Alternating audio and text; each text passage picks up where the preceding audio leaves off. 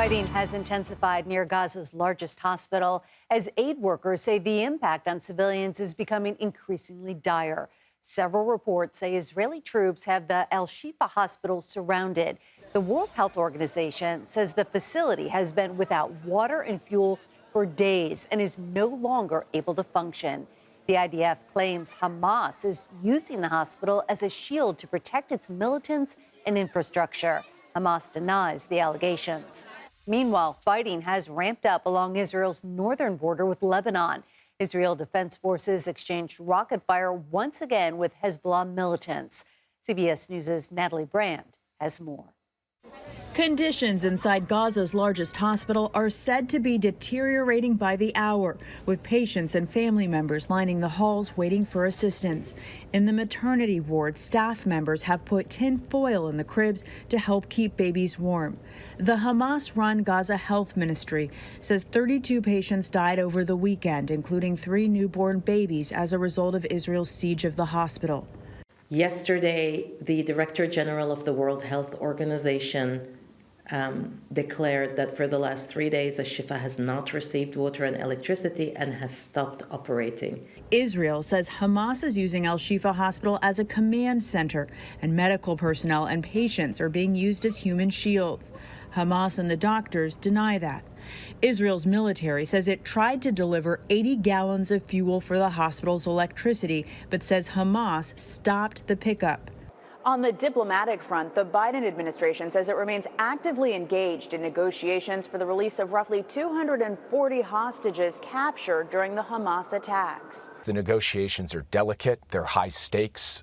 The White House now confirms a 3-year-old American citizen is among the hostages. 2 U.S. officials say a sticking point in the talks is that Hamas has not produced a list of hostages it's holding. In an interview Sunday, Israeli Prime Minister Benjamin Netanyahu acknowledged there could be a deal in the works, but he gave no further details. Natalie Brand, CBS News, Washington. Alyona Synenko is the spokesperson for Israel and the occupied territories for the International Committee of the Red Cross. She joins us now. Thank you so much for joining us. We just saw those horrific pictures. How desperate is the situation unfolding at this hospital right now?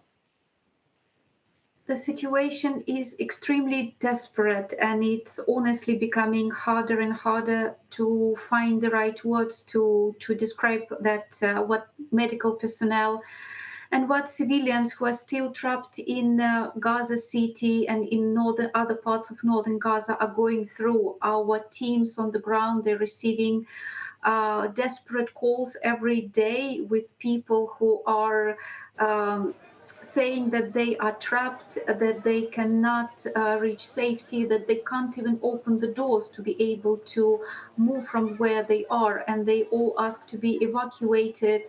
And as a humanitarian worker, it is heartbreaking to be receiving those pleas every day and not being able to respond to them, because unfortunately the conditions for our own teams are extremely dangerous to be able to move around.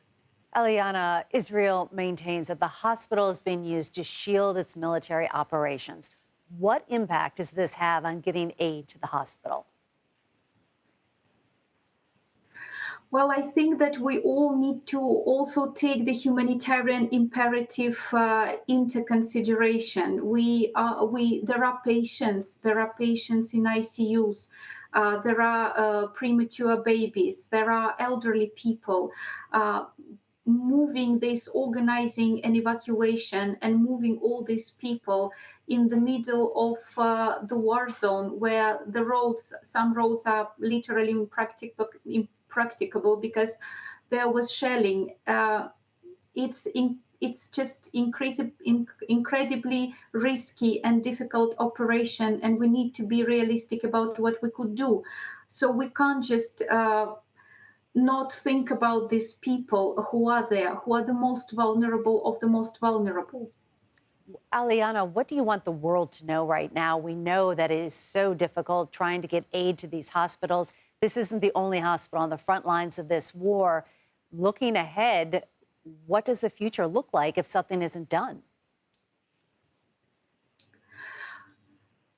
Our organization, the International Committee of the Red Cross, has been coming under a lot of criticism from Ministry of Health in Gaza, from Israeli authorities, from everybody pretty much accusing us of not doing enough, of not visiting the hostages, of not delivering aid and not evacuating Palestinian civilians and delivering emergency supplies and just being a bystander. So for us, the message that I would like to pass to the world is that our teams are there working around the clock, and if we are not able to do these things that we are supposed to be doing there, visiting the hostages, bringing the news to their families, bringing the urgent and much needed assistance to the hospital, and helping these desperate civilians in Gaza reach safety,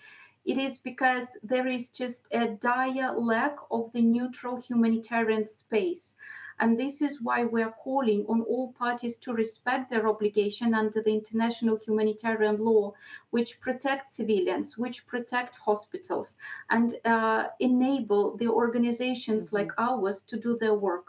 Right. Alyona Synenko, thank you so much. Appreciate it. Thank you.